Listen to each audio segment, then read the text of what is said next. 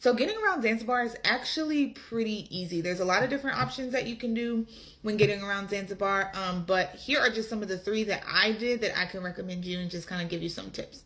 So the first option that I can talk about is tuk-tuks. So these are going to be really cheap to do. They probably cost less than $1 or $2, girl, to get on one. But they're only good for 1 or 2 people because they're pretty small. And it's typically just a motorbike or like somebody on a bicycle driving them. So they're good for short distances. Like if you want to go maybe in your mind, like maybe 1 or 2 blocks, but there they don't have blocks. But essentially, like let's say you want to go 10 minutes down the road walking, but you don't want to walk. You can take a tuk-tuk as like a single or 2 people. I'm going to be super cheap.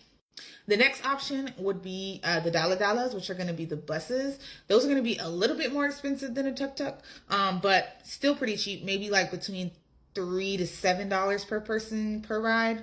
No, maybe different, maybe like $2 to $5 per person per ride. But it's going to be good for like long distances. So if you maybe want to go, if you're in Paje and you maybe want to go to Nungwi for the day, and you don't have a driver, you can take a bus. It might take long because it's local transportation and they don't have a schedule. They're just going to get there when they get there.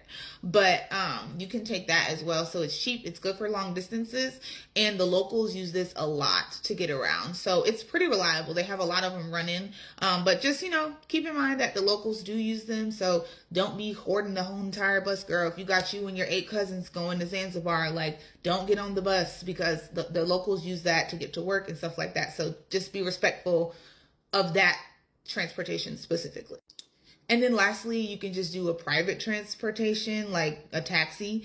Now with the taxis, because, tourism is so big on the island, you're going to have people who are not certified who are trying to be your taxi driver. So just make sure that when you do get a driver, if you are going to book it online, just book it from a reputable source like Viator, or make sure they have like an official website when you book.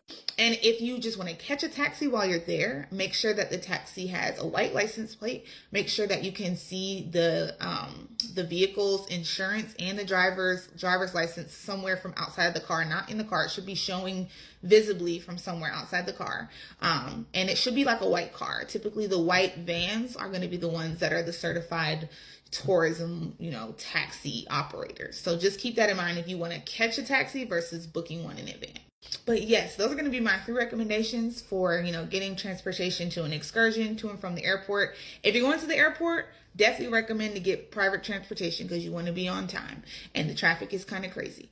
But if you're going to an excursion or if you just kind of want to explore, I definitely recommend to do the dala-dala, which is the bus system, or the tuk-tuks, which are the little small carts for 1 or 2 people. And also the reason why you want to make sure that